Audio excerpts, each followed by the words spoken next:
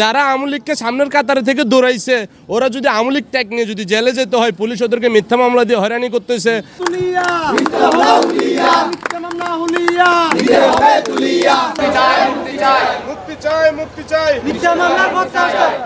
তো আমাদের চানগা থানার একজন সামনের সিরিয়ালে থেকে সবসময় নেতৃত্ব দিয়ে আসছে এমন একজন যুব দল কর্মী ইসমাইল হোসেন লেদু। সে সবসময় আন্দোলন সংগ্রামে বিগত দিনও আওয়ামী লীগ সরকার থাকাকালীন বিএনপির যত আন্দোলন আছে, আন্দোলনে মিছিল মিটিং প্রোগ্রাম সবসময় সামনের সারিতে অ্যাটেন্ড করছো, নিজের জানের পরোয়া করে নাই।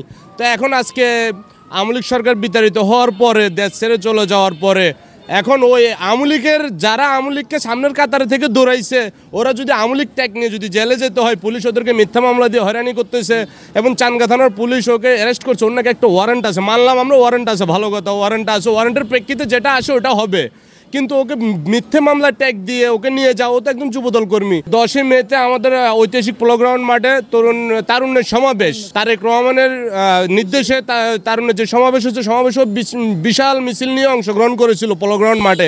এগুলো সব ভিডিও আছে, ছবি আছে। ও একজন যুবদল কর্মী এবং ত্যাগী কর্মী রাজপথের।